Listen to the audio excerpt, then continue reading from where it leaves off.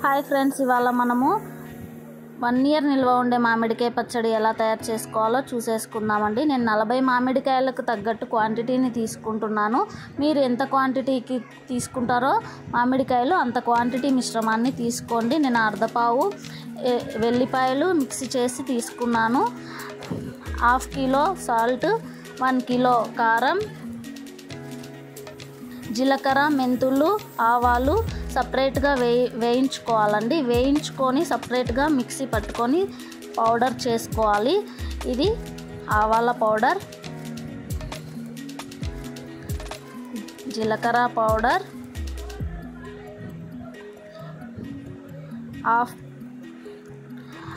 అర్ధపావు అండి ఇవన్నీ. మెంతి పౌడర్ అర్ధపావు అంటే 1/2 కిలోలో సగం. ఈ మిశ్రమాన్ని బాగా కలుపుకోవాలి. మామిడికాయ ముక్కలు తీసుకున్నాక మిశ్రమాన్ని కలిపితే ఎక్కువ తక్కువ అలా వస్తుంది. అలా లేకుండా ముందుగానే ఈ మిశ్రమాన్ని నీట్గా కలుపుకోవాలండి. నేను ఎండింగ్లో మామిడికాయ ముక్కలు వేసుకుంటాను. ఇలా ఈక్వల్గా కలుపుకున్నాక కాచి చల్లార్చిన ఆయిల్ 2.5 ఆయిల్ తీసుకున్నాను. 2.5 లీటర్ ఆయిల్లో బాగా కాగబెట్టి అది చల్లారినాక తీసుకోవాలి. అందులో అర్ధపావు మెంతులు, అర్ధపావు జీలకర్ర, అర్ధపావు వెల్లుల్లిపాయలు తీసుకోవాలి. దీన్ని కూడా బాగా కలుపుకోవాలి. ఇది కూడా అంతా ఈక్వల్గా కలుపుకున్నాక అప్పుడు మనం మామిడికాయ ముక్కల్ని వేసుకున్నాం. ఫ్రెండ్స్, నేను చెప్పిన టిప్స్ అన్నీ ఫాలో అవుతూ మీరు ఇలాగే పచ్చడి పెట్టుకోండి.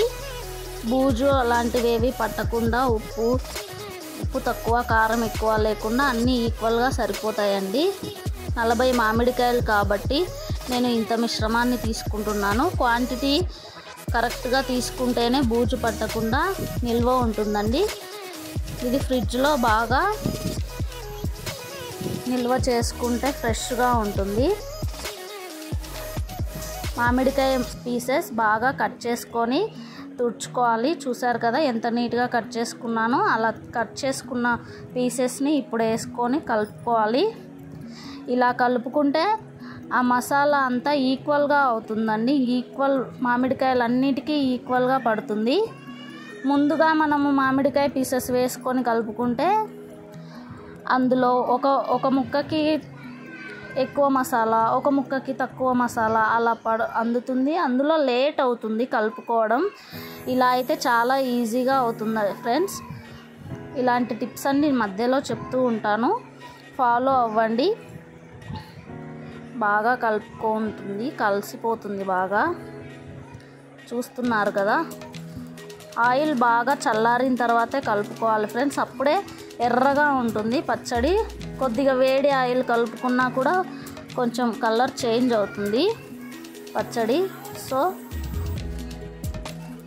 చూసారు కదా, బాగా కలిసిపోయింది అంతా.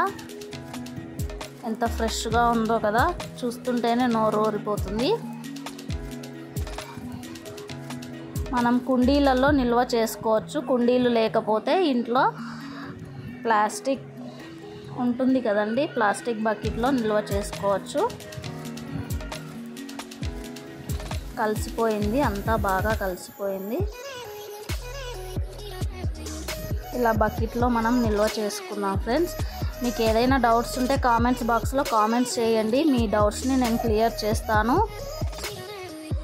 ప్లీజ్ అందరూ నా వీడియోస్ నచ్చినట్లయితే లైక్ అండ్ సబ్స్క్రైబ్ చేయండి ఫ్రెండ్స్.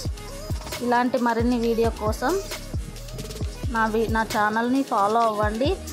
వేడి అన్నంలోకి ఇలా కలిపేసుకొని తింటే వారేవా చాలా బాగుంది కదండి. Thanks for watching. Please subscribe our channel.